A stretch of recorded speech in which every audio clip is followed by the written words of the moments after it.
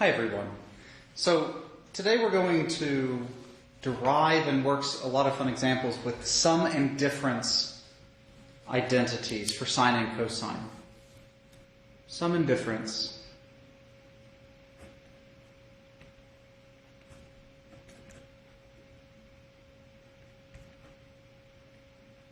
Sum and difference identities.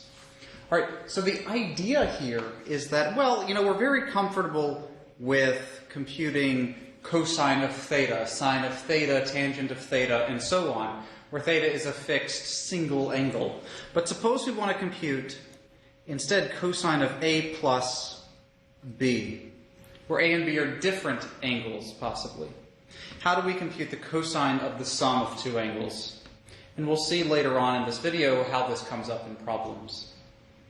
So this first identity is going to be the only thing that I really, I'm not going to prove it for you, but I will put the proof in Canvas, but it's not instructive to go through it in a video. So this is the only thing that you can believe, I guess.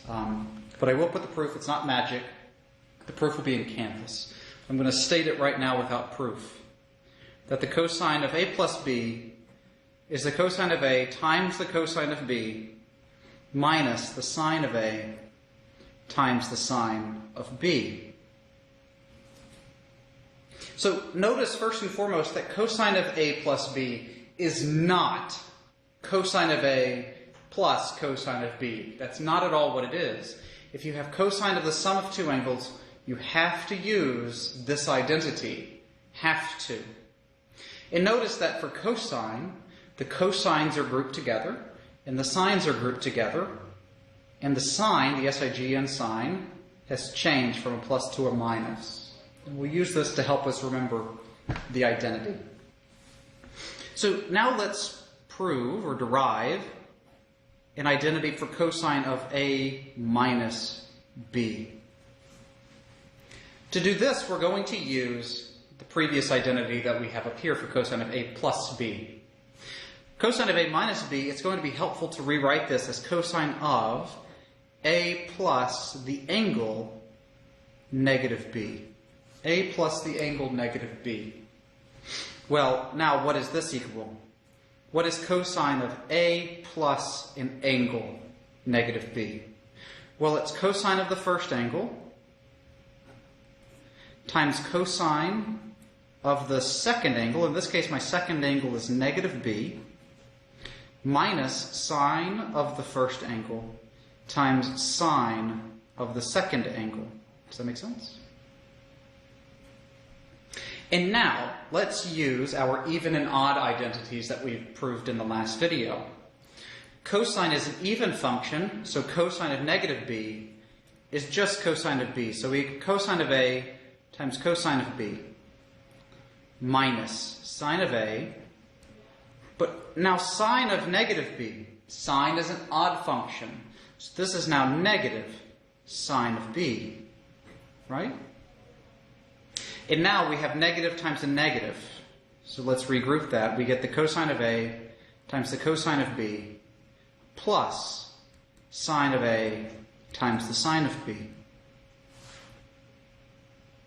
And this is our sum and difference identity for cosine. Cool. So what can we do with this? How in the world do you think we can compute something like sine of a plus b? How can we compute sine of a plus b? Well, as you remember from the last video, there's a handy-dandy relationship between sine and cosine, namely the cofunction identity. Sine of any angle, say a plus b, is equal to the cosine of 90 degrees minus that angle. Right? And here I have to be really careful. It's minus that a plus b in parentheses. I need those parentheses to keep myself okay. So let's distribute the minus sign. It's cosine of 90 degrees minus a minus b, because we have to distribute. And now I'm going to group selectively. I'm going to use this to my advantage, and I'm going to group. I'm going to consider the cosine of the angle 90 minus A minus the angle B. And to do this, I'm going to use this identity that we just proved. So, cosine of an angle minus another angle is the cosine of the first angle, times cosine of the second angle, which is cosine of B, plus sine of the first angle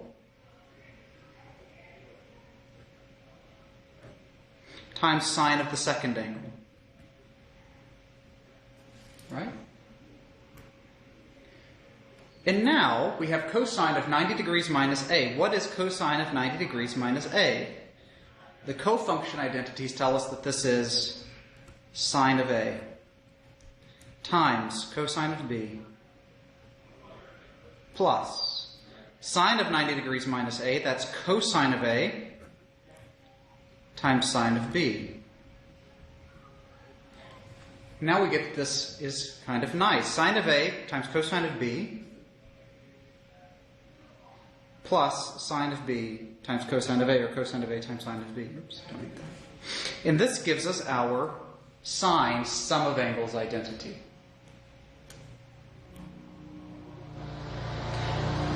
Let me scroll up a little bit. And let's go ahead and finish off our sum and difference identities for sine of A minus B. How do you think we're going to prove this? We're going to use the same trick that we did for cosine of A minus B. Namely, we're going to write subtraction as addition of the negative. So this will be sine of A plus negative B.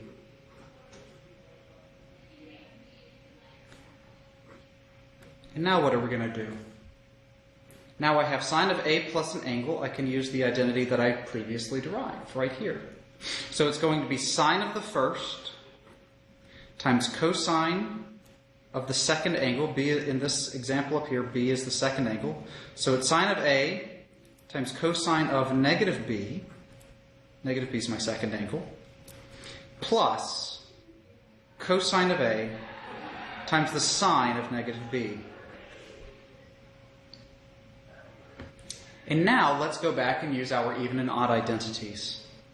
We get sine of A times, what's cosine of negative B? Remember, cosine is an even function, so this is just cosine of B. And now, what is sine of negative B? Sine is odd, so this is going to be minus cosine of A times the sine of B. Because sine of negative B is negative sine of B, right? And these give our 4 sum and difference identities for sine and cosine. All right, I'm going to get a new piece of paper.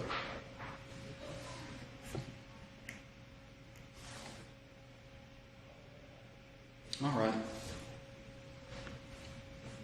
So let's just summarize. What do we have? We have that the cosine of A plus or minus B is equal to cosine of A times the cosine of B minus plus sine of A times the sine of B. This plus or minus means means plus or minus. Over here we have another funny symbol called minus plus. What this means is that if we see a plus, A plus an angle B, we take the minus sign. So you kind of read it across. If it's plus up here, you take the minus up here. If instead it's minus sign over here, you take the plus sign down here. So cosine of A plus B is cosine A cosine B minus sine A sine B.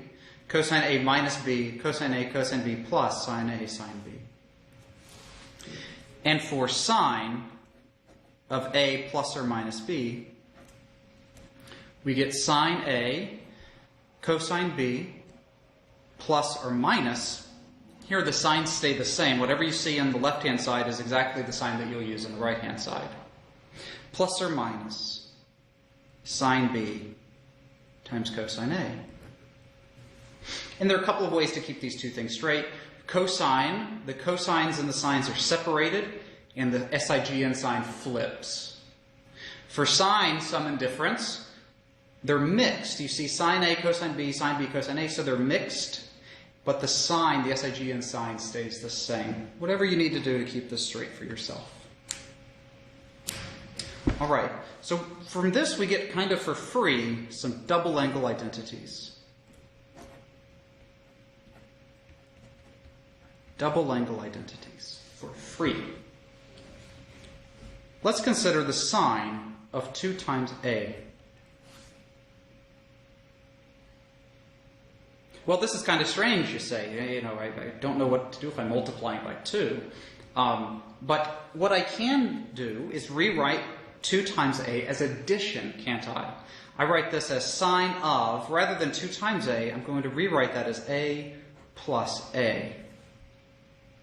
And now we're right in the territory of using my sine sum of angles identity, aren't we? This is going to be sine of the first, A, times cosine of my second angle, which is also A, plus sine of the second angle times cosine of the first angle. But this is kind of nice. I have sine A times cosine A plus sine A times cosine A. That's just twice sine A times cosine of A. What's really, really important here, everyone, is that sine of 2A is not simply 2 times sine of A. You can't just pull out the 2 or multiply by 2 or whatever. You have to have 2 times sine of A times cosine of A. You have to use this identity every single time. We did the same process for cosine of 2A. Cosine of 2A, similarly, is cosine of A plus A, which is equal to, well, now I can use this identity up here. I have cosine A, it's cosine of the first, times cosine of the second, which is also A in this case, minus the SIGN sign switches, sine of the first times sine of the second angle, both of which are A. Cosine of A times cosine of A is cosine squared A. Sine A times sine A is sine squared A. And this gives my 2 double angle identities for sine and cosine.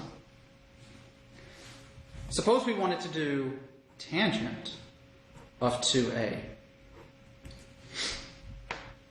Well, for tangent of 2A, there is an identity that people know, but you don't have to know the identity. All that you really need to know is that tangent of 2A, how do we compute tangent? You write it as sine of the angle 2A divided by the cosine of the angle 2A. How do we compute sine of 2A? We use this identity. How do we compute cosine of 2A? We use this identity. And that's it. That's all that you have to do. All that you really need to remember is sine of 2A is 2 sine A cosine A. Cosine of 2A is cosine squared of A minus sine squared A. This one you can obtain for free by just viewing it as sine of 2A over cosine of 2A. All right, let's do some examples.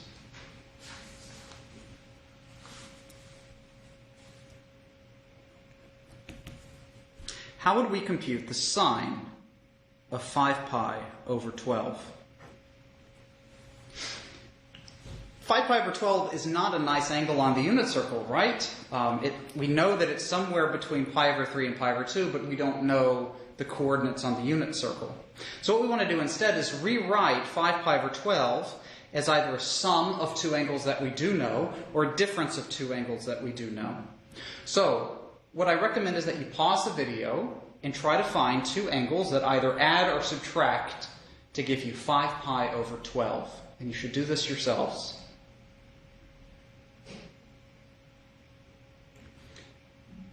All right, so one combination that works is sine of 3 pi over 4 minus pi over 3. We can see that in this case, if we get a common denominator, which is 12, it would be 9 pi over 12 minus 4 pi over 12, and 9 minus 4 is 5 pi over 12. And now I've written this as sine of the difference of 2 angles. So I have an identity for that, don't I? It's the sine of the first angle times the cosine of the second angle. For the sine difference of angles, the SIGN sign stays the same, so it's a minus sign. The sine of the second angle times the cosine of the first angle. And now we can compute. What's the sine of 3 pi over 4? That's positive root 2 over 2. Cosine of pi over 3 is 1/2 minus sine pi over 3 is square root of 3 over 2. Cosine 3 pi over 4 is negative root 2 over 2. Simplify this down, we get square root of 2 plus, because I have minus times a minus is a positive, square root of 6. Square root of 6 comes from square root of 3 times the square root of 2 is the square root of 6, all divided by 4.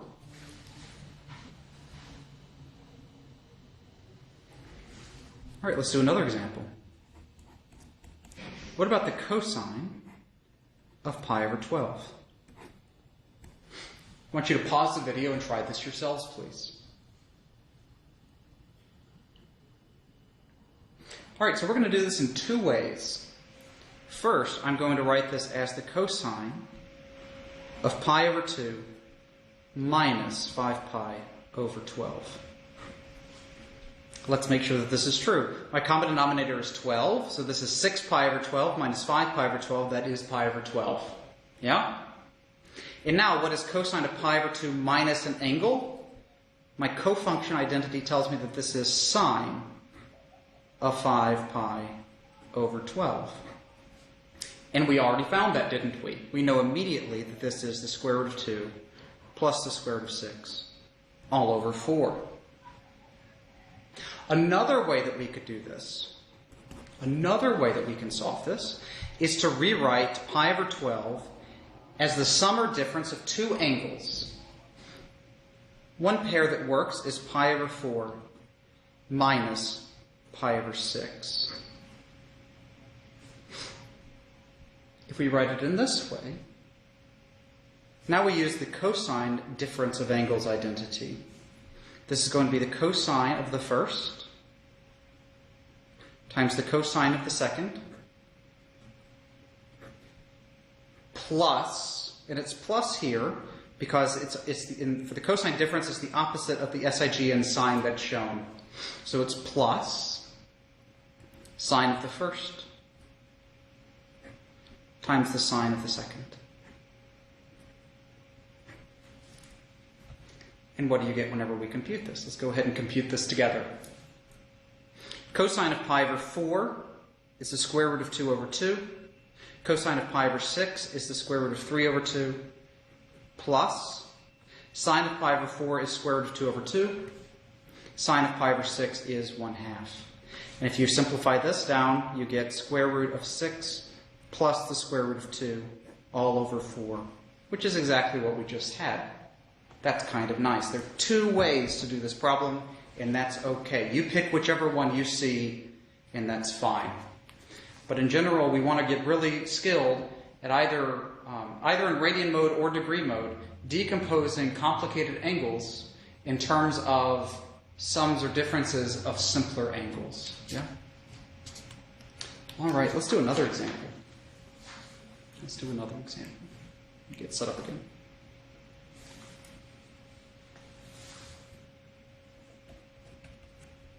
Compute 2 times the cosine of 15 degrees times the sine of 15 degrees.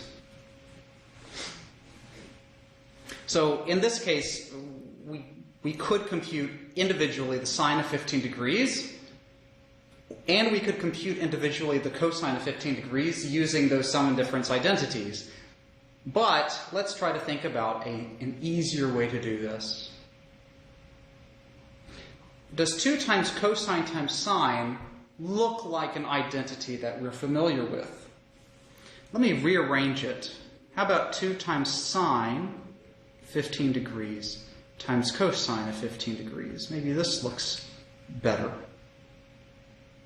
And I know what you're thinking. You say, well, that looks pretty familiar, right? Here you are. You know that sine of 2 times theta is equal to 2 times sine theta times cosine theta for any angle theta. Specifically, what if theta is 15 degrees, right? So then I've given you the right-hand side, haven't I? It's 2 times sine of some angle theta times the cosine of the same angle theta. What's that equal to? It's equal to the sine of 2 times that angle theta. And now it's sine. What's 2 times 15 degrees? That is 30 degrees. And sine of 30 degrees is 1/2. And that's not so bad, is it? It's a lot easier than going back and computing the cosine of 15 degrees and the sine of 15 degrees, multiplying them together and simplifying. This is a lot easier. All right, let's do another example.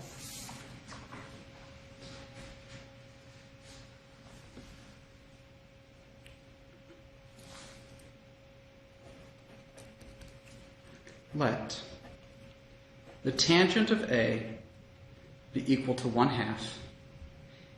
And suppose that the cosine of A is less than 0. Suppose there's another angle B such that the cosine of B is equal to -3/5 and the sine of that angle B is positive. Let's compute the following. A. Compute the sine of B minus A. Part B. Let's compute the cosine of A plus B. Part C. Let's compute the cosine of 2 times A. And part D. Let's compute the tangent of 2 times B. You might want to pause the video, try this yourselves. My hint before we begin to do it in the video is going to be draw these angles in standard position. Draw each of the angles in standard position. Use your identities in each of these 4 cases and try to compute them with your triangles in standard position.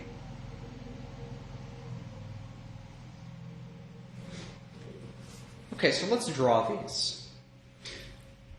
My first angle, A, has a positive tangent, which means that x and y have the same SIG and sine. So we're either in quadrant 1 or quadrant 3. And the cosine is negative. So cosine is negative in quadrants 2 and 3. So that means that we must be in quadrant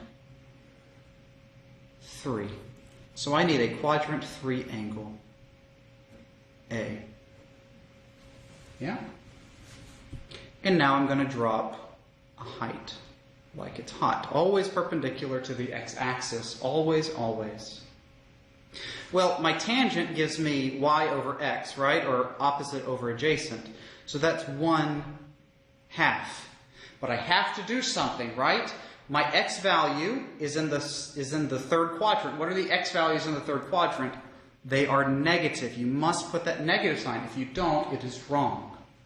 My y value in this case is also negative. You must put the negative. If you don't, it is wrong. So now, how do I find my hypotenuse?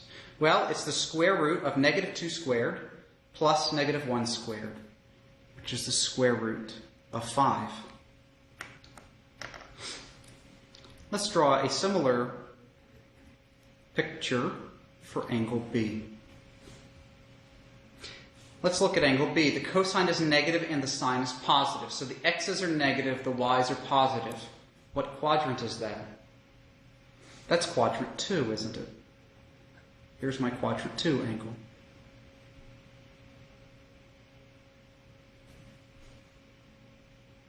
Well, the cosine is -3 over 5.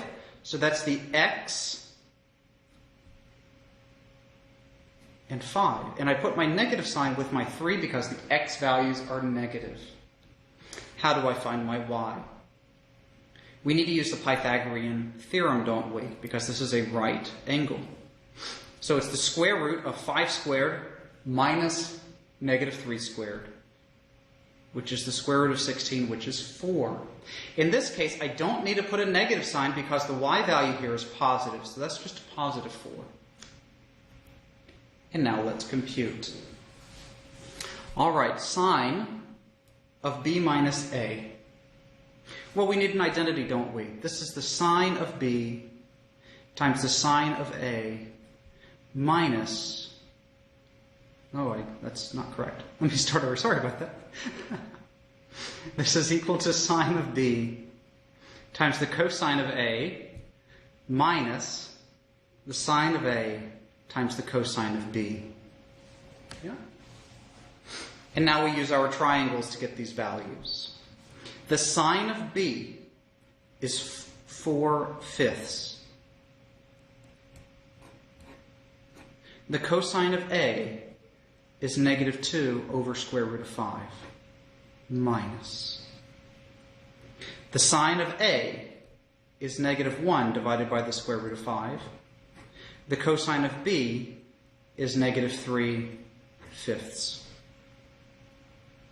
And if we multiply all of this straight across, we'll get that this is equal to negative 8 minus 3 divided by 5 root 5, which is equal to negative 11 divided by 5 root 5. All right, let's do part b here. Cosine of a plus b is equal to cosine of a, cosine of b, minus sine of a, sine of b. Remember, it's not just cosine of a plus cosine of b. That's not how we ever do this, ever. We always have to use the identities anytime we want to do sums or differences or double angles, right? Have to use your identities. And now we go back to our triangles to fetch these 4 values. The cosine of a is negative 2 divided by the square root of 5. The cosine of b is negative 3 over 5 minus sine. The sine of a, negative 1 over root 5. Sine of b is 4 over 5. And now we simplify. The numerator becomes positive 6 plus 4 divided by 5 root 5. And in this case we get, that's 10 over 5 root 5. That's kind of nice. We get 2 divided by the square root of 5. That's kind of nice. For cosine of 2a, this is going to be cosine squared of a minus sine squared of a, right? To compute cosine squared of a, I want to find cosine of a. My triangle is here. My cosine is negative 2 over the square root of 5 squared. So it's a cosine of a, and then we square it, right? That's how we compute this. Minus, what's my sine of a? That's negative 1 over root 5. And then we square it. So what's this equal to? Well, negative 2 over root 5 squared is 4/5 minus negative 1 over root 5 squared is 1/5. And what's 4/5 minus 1/5? That is 3/5. All right, let me get some more paper for the last problem. So for tangent, as we said earlier in the video, to compute tangents, we just do sine of 2b divided by cosine of 2b. It's all you have to do. There is an identity that you could use, but you don't have to. We'll learn that one later, and we'll prove it. So sine of 2b is 2 times the sine of b times the cosine of b divided by, cosine of 2b is cosine squared b minus sine squared b. Yeah? So the numerator is 2 times, what's the sine of b? Let me go fetch it. Sine of b is y over r, or opposite over hypotenuse, so that's 4/5. The cosine of b, is adjacent over hypotenuse, so that's negative 3/5. That's my numerator, 2 sine b cosine b, there it is. Now let's get my denominator. Cosine of b, once again, is negative 3/5, and we square it because it's cosine squared, minus the sine of b is 4/5, and we square it because it's sine squared. All right. And now let's compute. This is an awful fraction, but it's not terrible. The numerator is 2 times 4, which is 8, times 3 is 24. So the numerator is negative 24 divided by 5 times 5 is 25. Divided by, the denominator is 9 minus 16. What's 9 minus 16? That's negative 7. Divided by 5 times 5 is 25 again. Sorry about that. And there's our nasty fraction. But it's not so bad. How do we divide compound fractions? You take the denominator, you flip it and multiply, right? So the numerator is still negative 24 divided by 25 times the denominator, the reciprocal of the denominator is negative 25 over 7. And this is nice because we get some cancellation that happens. We're left with 24 divided by 7 because those negatives times a negative is a positive. All right, guys, so I think this is, these are all the examples that I need to show you. You're now prepared to do all of the homework problems in Unit 3. You're also ready for that Unit 3 quiz, and also have all the material for Exam 1. So I hope that this helps. As always, feel free to reach out to me via email and ask any questions that we have, or we can set up a time to Skype. I'm happy to help in any way that I can. Thanks so much for watching. I'll see you in the next video.